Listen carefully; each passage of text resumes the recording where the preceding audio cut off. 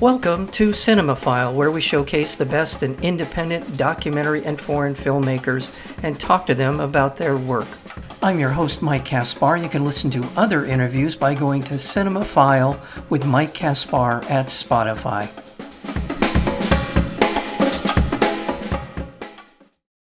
Disabled filmmaker Reid Davenport, who previously joined us for I Didn't See You There, trenchantly probes the legacy of Elizabeth Bouvia, a disabled woman who, at the age of 26, sought the right to die.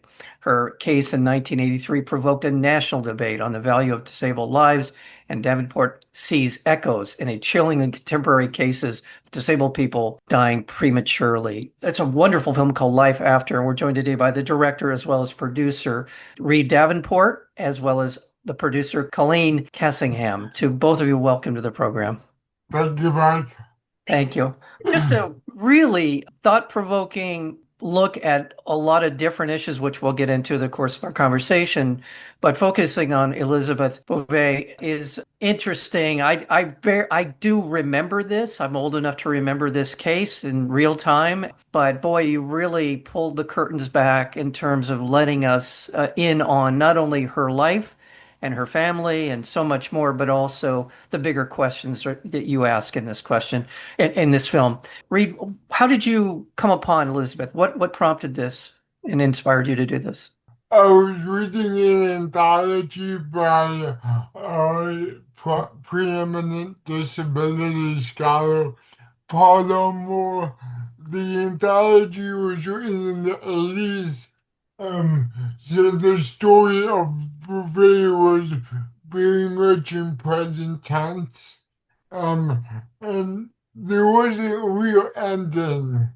So I started to search online to understand what happened to Bouvia, how she eventually died, and according to her Wikipedia, she was still alive.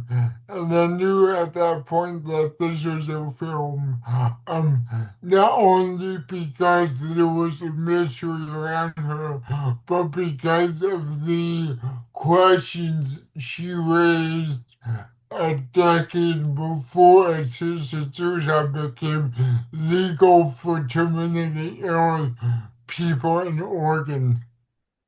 This sort of detective part of the film, sort of tracking down what happened to Elizabeth, is fascinating, and it does with every turn in her story, going back to the beginning of when she made this decision that she wanted to die to the very end, and it is just continues to illuminate so much more in the world we live in today. So my congratulations on following your instincts, following your cinematic instinct for a good story. I want to bring into the conversation the producer, Colleen Cassingham. How did you come to work with Reid? Reid had been thinking about this film for many years, but he brought it to me and to my colleague Jess Devaney at Multitude Films. And so we partnered on this from kind of the earliest stages. I knew this was a film that I wanted to be involved with, that I wanted Multitude to produce because of the ways that it personally expanded my own perspective around the questions and the issues at play. And so therefore I knew there was a real opportunity for it to do the same for wide audiences. And that felt like a really valuable piece of the puzzle about why we come on board films, and we want them to have a real contribution to the key political issues of our time. And this film certainly, and Reid's approach to this film certainly did. So that's why I got involved. Yeah, and I want to explore that more with you as our conversation progresses, but because I had the same feeling that you just described.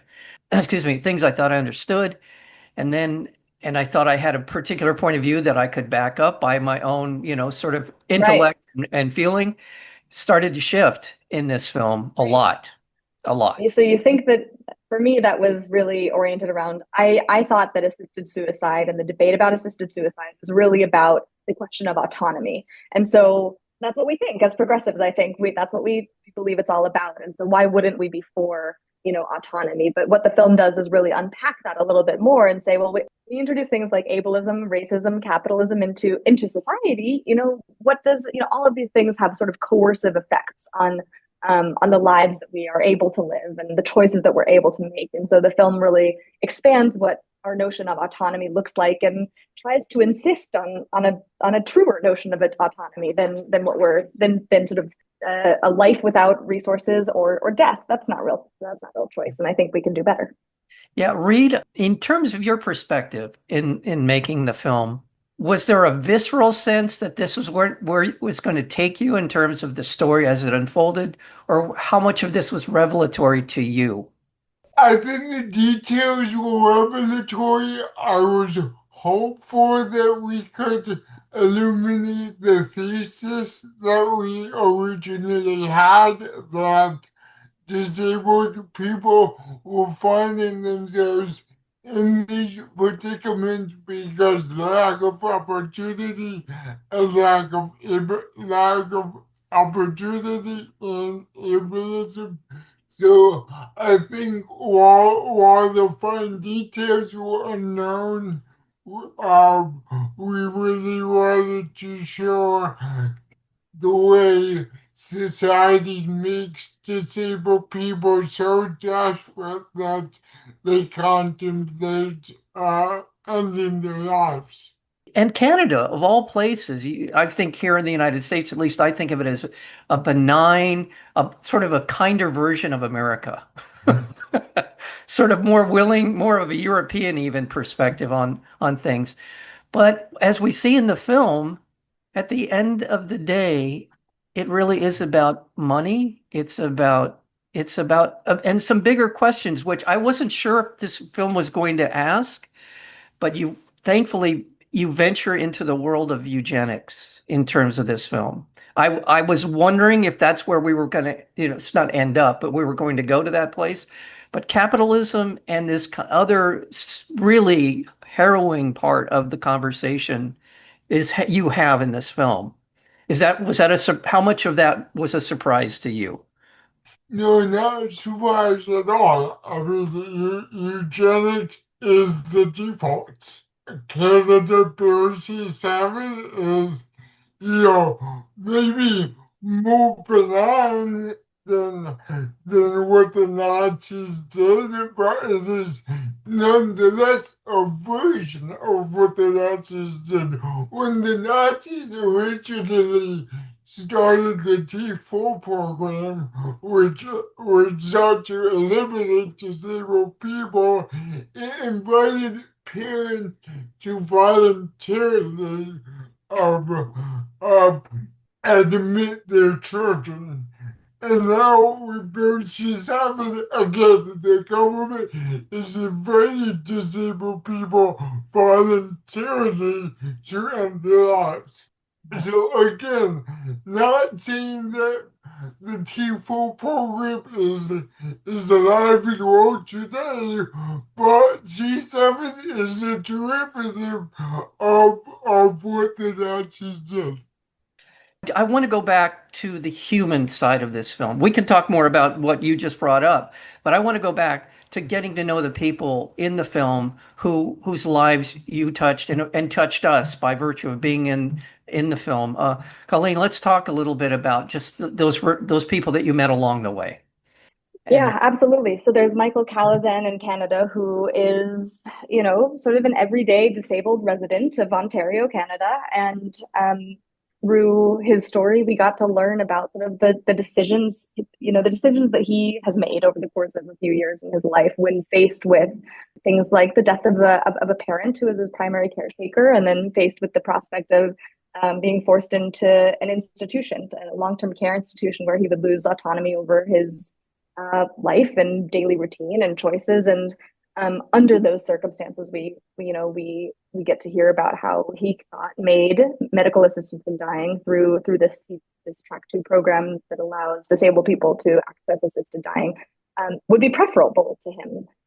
We're very lucky that as the film gets into it at the end, of a variety of logistical circumstances, he didn't actually go through with it. Another alternative eventually presented himself, and he is alive and well today, and has provisionally and hopefully permanently the resources that he needs to remain at home and in community. And so that's why we're very grateful, and that's why he's able to be in the film. We also met a woman named Melissa Hickson, whose story, the death of her husband, the sort of the one could say the murder of her husband by a Texas hospital, represents again like a utilitarian sort of cost saving mentality where disabled life is deemed of lesser value and sort of cast aside. And we really feel, I think this is one of the most moving parts of the film for me, is grappling with the very range of human experiences, from her deep love to her husband, to the grief of losing him, to the grief of raising a family without him now. And these are everyday realities that stem from inhuman policies. I want to underscore that, because we're talking about these end of life issues or a sustainable quality of life. There's a lot of different things that are in this conversation, and race plays something. Economic resources, your stature, if you will, your economic stature. All these, to your credit, Reid, to your credit, to the credit of the film. There are no easy answers here. I don't know that I don't know how many people will walk away from this film saying, boy, I'm glad I stuck to my guns because this is what I believe and that's what this film reinforces. Because I don't think it reinforces anything except a more humane approach to the way we deal with these issues. That's the only takeaway.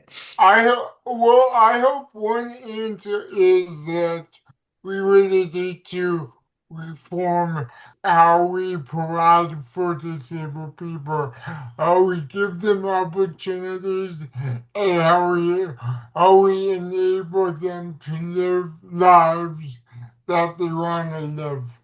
By the way, I just want to also let people know that the film is going to it's opening at the Film Forum on July 18th in New York City. It will be playing here in Los Angeles after an extended run across the country, including Philadelphia, Chicago, Austin, Miami, Atlanta, San Francisco, and we'll be playing here in Los Angeles, which is my backyard, on August 11th at the Vidiots, which is a fantastic platform for the film. Thank you for them for bringing this to us, and so many others. So you can go to the website for the film.